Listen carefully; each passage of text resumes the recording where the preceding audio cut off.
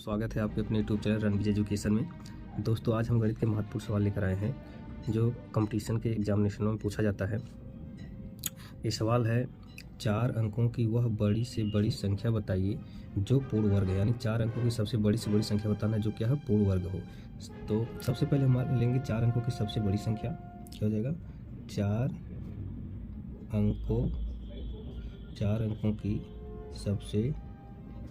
अंकों की सबसे बड़ी संख्या। तो आपको पता है 4 अंकों की सबसे बड़ी संख्या क्या होती है? 9999। ठीक। अब ये जो 4 अंकों की सबसे बड़ी संख्या है 9999, तो इसका हम क्या निकालेंगे? भाग में से वर्गमूल निकालेंगे। क्या निकालेंगे? भाग में से वर्गमूल। तो इसमें क्या होता है कि सबसे पहले 2 का जोड़ा बनता है। ठीक, ऐसे जोड़ा बना लेंगे, फिर एक पाई ऐसे खींचेंगे, एक पाई ऊपर से खींचेंगे। ठीक है। उसके बाद क्या करते हैं हम 1 से लेकर 9 तक की संख्याओं को वर्ग करते हैं जो एक जोड़े के बराबर हो। तो हम 7 का करेंगे 49 हो जाएगा, 8 का 64 हो जाएगा, 9 का 81, यानी कि हम 9 बार लेकर जाएंगे।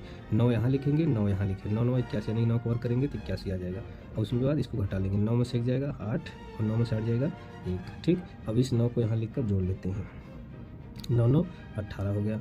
और भागने बराबर होगा। अभी यहाँ एक बचा हुआ जोड़ा, इसको हम उतार लेंगे। अब क्या यहाँ पर लिखें हम, उसका उसमें गुणा भी करें तो इसके बराबर आना चाहिए। जैसे 1 लिखेंगे तो 1 का इसमें गुणा करेंगे, काफ़ी कम हो जाएगा, तो हम ले जाएंगे 9 बार। 9 का फिर जब इसमें 9 यहाँ पर भी लिखेंगे, फिर 9 का इसमें जब गुणा करेंगे 9 9 81 हो जाएगा, फिर 9 8 72 8 80 हो जाएगा, फिर 9 का 9 8 17 हो जाएगा, यानी 1701 आ गया। ठीक। अब इसको हम क्या करेंगे? घटा लेंगे। तो इसको घटाएंगे तो 9 में से 1 जाएगा 8, यहाँ बचा 9, 8 में 7 जाएगा 1 कट गया। यही जो शेष होता है इसी को हम क्या कहते हैं, जो ये 4 अंक की सबसे बड़ी संख्या है, इसमें से इस शेष को घटा दिया जाता है तो हमारा आंसर आ जाता है। तो हम क्या लिखेंगे? 9999, और इसमें जो शेष बचा है 198, यही हम घटा देंगे। तो 9 में 60 जाएगा 1, 9 9 क्या जाएगा 0, 9 में से 1 जाएगा 8 और कितना बचा 9, यही 9801, यही हमारा क्या हो जाएगा?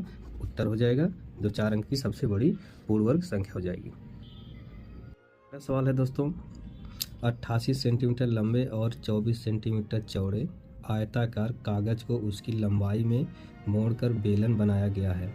बेलन का आयतन और संपूर्ण पृष्ठ ज्ञात कीजिए। तो दोस्तों, आयताकार पहले से बोल दिया कि यानी कि एक आयताकार कागज है और जिसकी जो लंबाई है वो कितना दिया है? 88 सेंटीमीटर, और चौड़ाई जो दिया है 24 सेंटीमीटर। फिर बोला है कि आयताकार कागज उसकी लंबाई में मोड़ के, यानी कि इस लंबाई से ऐसे मोड़ा गया, ऐसे मोड़ा गया। जैसे मान लीजिए कागज़ को ऐसे मोड़ा जाए तो ऐसे मोड़ा गया, तो ये जो लंबाई है 88, ये क्या बन जाएगी? ये बन जाएगी परिधि। ये परिधि हो गई, और जो ये चौड़ाई है वो क्या हो जाएगा? लंबाई हो जाएगा। तो अब ये परिधि हो गया, तो ये जो चौड़ाई है क्या हो जाएगी? ऊंचाई बन जाएगी। ठीक है, यानी कि h का मान हो गया। तो यहाँ से हम सबसे पहले क्या निकालेंगे? वृत्त की परिधि निकालेंगे। ठीक। तो वृत्त की परिधि कितना हो गया? परिधि 88 है, तो वृत्त की परिधि बराबर फार्मूला होता है 2πr, और 2πr बराबर हुआ कितना है? 88 सेंटीमीटर। तो हम यहाँ से 2 गुणे पाई का मान रख देंगे 22/7 गुणे r बराबर 88 के, इसका गुणा कर दिया 22 गुना 44 हो गया, 44 4/7 बराबर 88 के, और यहाँ 44 है, इसका यहाँ 13 गुणा हो जाएगा, 44 4 बराबर 88 गुणे 7 के, यार बराबर इसका यहाँ पर भाग कर देंगे 44 गुना 88 गुणे 7। ठीक है, 44 गुना 88 यानी 2 से कट गया है पूरा। अब ये 2 का इसमें गुणा 2 7 14, यानी कार बराबर कितना आ गया? 14 सेंटीमीटर। ठीक है, 14 सेंटीमीटर। अब यहाँ से हमको क्या निकालना है? बेलन का आयतन निकालना है। तो हम यहाँ बेलन का आयतन का फार्मूला लगा देंगे। तो बेलन का आयतन बराबर क्या होता है? पाई r स्क्वायर h। ठीक।